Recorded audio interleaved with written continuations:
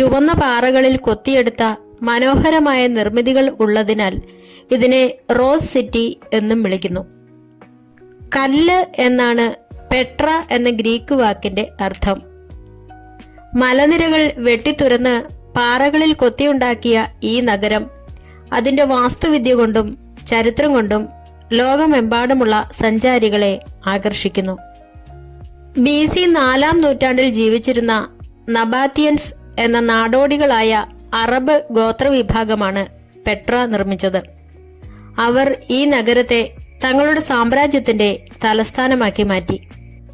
അക്കാലത്ത് Arabia, Egypt, Syria തുടങ്ങിയ രാജ്യങ്ങളെ ബന്ധിപ്പിച്ചിരുന്ന പ്രധാന സിൽക്ക് സുഗന്ധവ്യഞ്ജന വ്യാപാര പാതകളുടെ മധ്യഭാഗത്തായിരുന്നു പെട്ര. അതുകൊണ്ട് തന്നെ നികുതി പിരിച്ചും കച്ചവടം നടത്തിയും നബാത്തിയന്മാർ വലിയ സമ്പത്ത് കൈവരിച്ചു.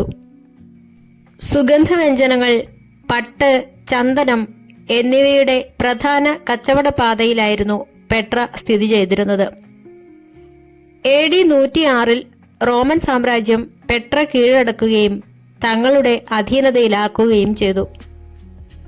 AD 363-ലും 747-ലും ഉണ്ടായ ശക്തമായ ഭൂകമ്പങ്ങൾ നഗരത്തിലെ ജലവിതരണ സംവിധാനങ്ങളെയും കെട്ടിടങ്ങളെയും തകർത്തു. പിന്നീട് കച്ചവട പാതകൾ മാറിയതോടെ ആളുകൾ ഈ നഗരം ഉപേക്ഷിച്ചുപോയി. നൂറ്റാണ്ടുകളോളം ഈ നഗരം ബാഹ്യലോകത്തിന് അറിയപ്പെടാതെ കിടന്നു. പ്രാദേശിക ബെദൂയിൻ ഗോത്രക്കാരാണ് ഇതിനെക്കുറിച്ച് അറിഞ്ഞിരുന്നത്.